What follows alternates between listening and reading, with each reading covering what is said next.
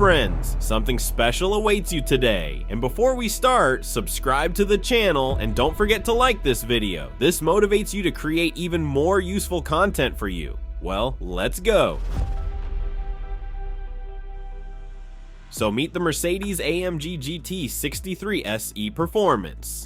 Already in the factory version, it is capable of producing 816 horsepower and 1,420 Newton meters of torque. This is essentially a 4-door rocket launcher, but as practice shows, even this may not be enough for someone. And that's where the German engineers from Brabus come on the scene, the ones who turn a lot into insanely much. They took the already brutal GT63 and upgraded it to a level where even hypercars start nervously looking in the side mirrors. The new version is called the Brabus 1000. The figure speaks for itself. The power has been brought to an even 1,000 horsepower, but it's not just about power. The torque here reaches 1,820 Newton meters, and this is beyond reasonable. Moreover, the engineers had to forcibly limit it to 1,680 Newton meters so that the transmission would not disintegrate into atoms at the first active ride.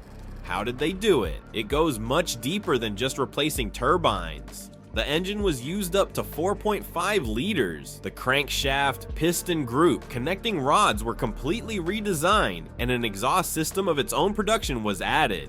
The petrol part now produces 785 horsepower, and a standard electric motor is added to it. Together we get 1,000. The result? Acceleration to 100 kilometers per hour takes 2.6 seconds. It's not just fast anymore, it's supersonic speed for a car. By comparison, the standard version does it in 2.8, which is also fast, but Brabus has taken the GT to a completely different level. Up to 200 kilometers per hour, 9.5 seconds, up to 300, 23.6 seconds. It's scary to even imagine how the body feels at this moment. The maximum speed is limited at 320 kilometers per hour, possibly due to the hybrid component or to extend the life of the tires at least a little. But the Brabus 1000 isn't just about power. Externally, the car is very different from the stock car. Aggressive carbon body kit, aerodynamic elements, wing, extended arches, and massive air intakes. It looks like the car came off the screens of a superhero movie, but at the same time, there is a sense of taste and balance in the design. The salon is a separate story. Exclusive leather, lots of carbon inserts, contrasting red stitching, premium materials on every inch. Brabus has always been able to combine frenzied power with maximum luxury, and this is no exception. And now the most interesting thing is the price. Almost 500,000 euros. Of course, for this money, you can buy a house, a yacht, and a couple of other good cars. But if you are a fan of the brand and want to own a real unicorn on the roads, the Brabus 1000 is your choice. BMW has seriously taken up the development of the new generation X5, and at the moment we already have up-to-date technical information, especially on the top end version X5M. As expected, the model will be built on a modified CLAR platform, familiar to us from the current generation. It is an architecture capable of supporting both gasoline and hybrid power plants, and in the future fully electric. However, the Germans chose a different path for the X5M. Initially, it was assumed that the new X5M would retain the classic V8 setup, complemented by a mild hybrid, a 48-volt starter generator, and a small battery. This approach would increase the response of the engine, slightly reduce fuel consumption, and meet modern environmental standards. The weight of the car would have increased slightly, and the fans would have been pleased, because under the hood is still the same familiar V8 with a double turbo.